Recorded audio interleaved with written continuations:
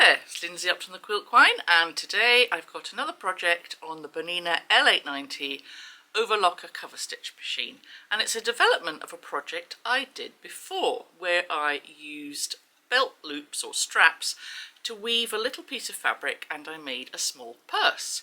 So today I thought I'd weave some more fabric and make bigger pieces so that I could turn them into patchwork blocks.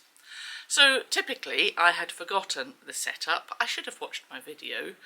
So I've had a little practice with setting things up again, and today I'm going to be using the 4-thread cover stitch number 21. So let's see how we get on finishing off making the straps first of all. So here we are sitting at the machine, and I've got the 36mm quilt binding attachment attached. I did find that occasionally some of the strips, the new strips that I fed through, would get odd little kinks in them, which was really annoying. So here's what I do to try and avoid that. I stitch right off the edge of the strip that's gone in before. And then I'm going to lift the needles using the hand wheel and lift the foot. And I'm just very gently going to pull that away so that the threads are coming out the back. Don't tug it tightly. Then you get your new strip. I like to cut a little angle at the end so that it feeds in more easily. And I'll swing the binder attachment out. Use the point of my tweezers to post it in carefully. I can use the tweezers to pull it through if necessary. And then at the end of the binding attachment it starts to form a fold. If I push the binder under the foot, I'm going to take that new strip right under the needles, put them in and drop the foot and hold on to the back of the new strip just for a sec. Once it gets going, it shouldn't form any crinkles.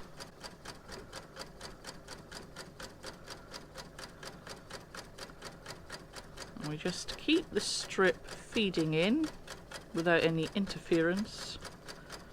And you'll discover your own way as to whether you want to give the back of the strip a little tug, or whether you want to put your finger on it, just to keep it feeding through nice and smoothly and staying flat. But definitely don't sew too far. Another little trick that seems to help to get the fabric to fold over nicely within the binder is just to slightly angle the fabric towards the left. You just have to keep experimenting to see what works the best to get consistent results. So here we are a little while later, and I have turned all of the strips in my basket into a great big pile of straps, I think you could call them now.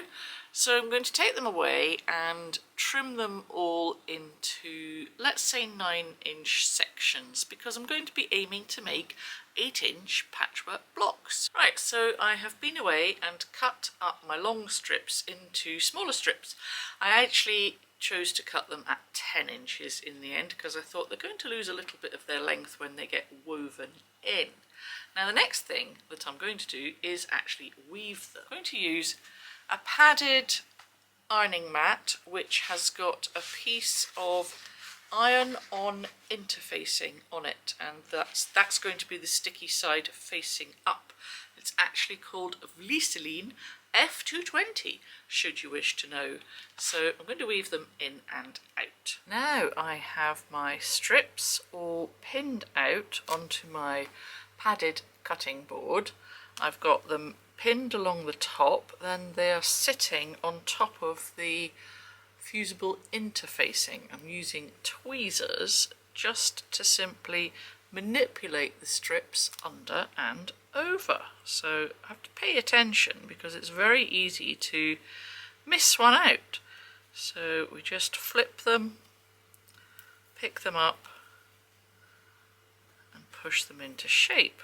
Just pushing them up like this. And gradually we will work our way across. It's not a quick process, but it is quite pleasing. Just use the tweezers to push everything up into position. When I get to the end, I'm just going to stick a pin in so it can't move. So finally I've got my 10-inch strips into a fairly tidy 9-inch-ish by 9-inch-ish square.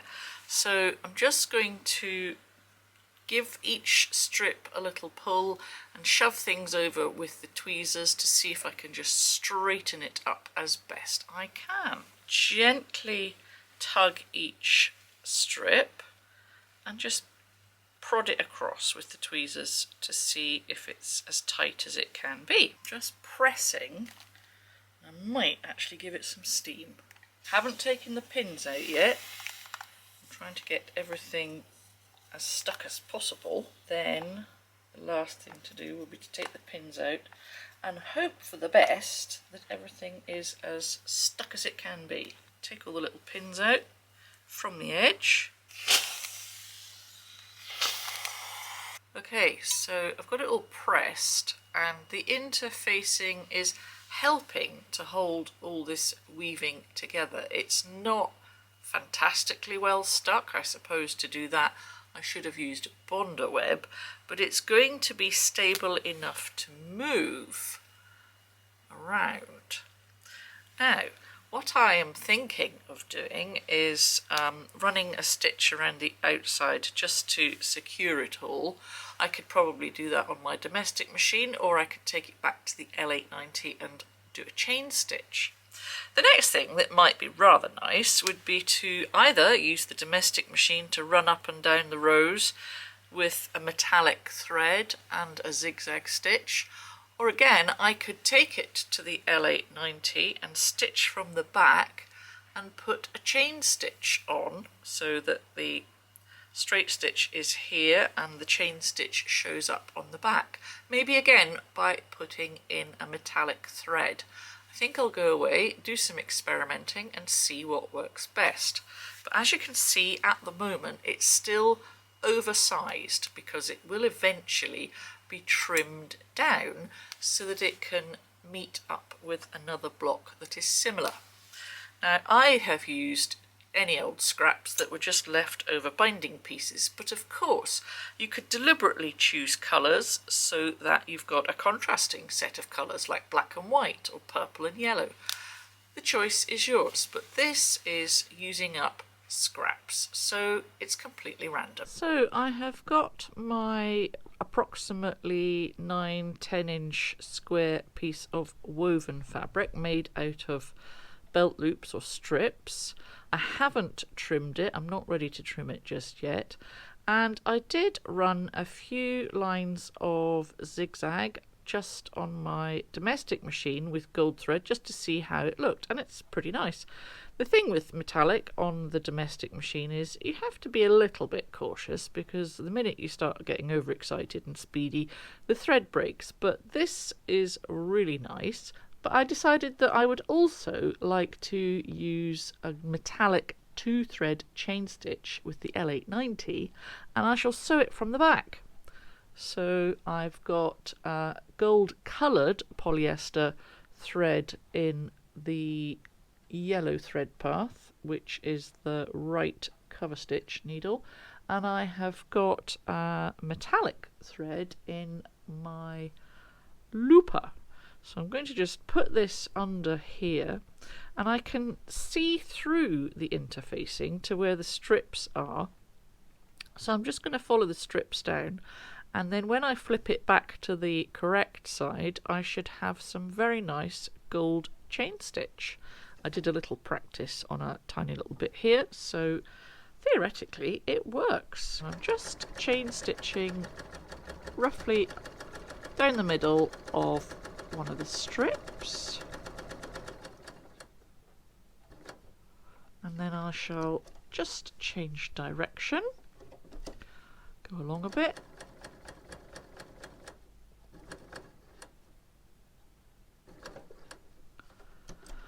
and then I just have to decide whether I'm going to go up and down every single strip or just every now and again. Of course, the advantage of putting down a metallic chain stitch with this machine should be that because the metallic stitch is in the looper, it shouldn't thread like it might when it goes through the needle if I'm sewing too fast on my domestic machine. So I just keep going up and down.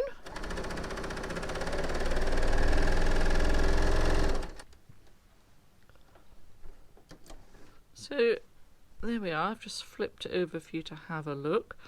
I can go up and down every single strip or just every so often.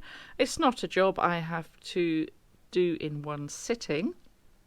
It's the sort of job I could sit and do while my long arm is busy, for instance. But I think it looks rather nice. It might be really nice if I turn this into a bag or maybe table mats or something. I don't know, if I get enough together, I should be able to make a little quilt.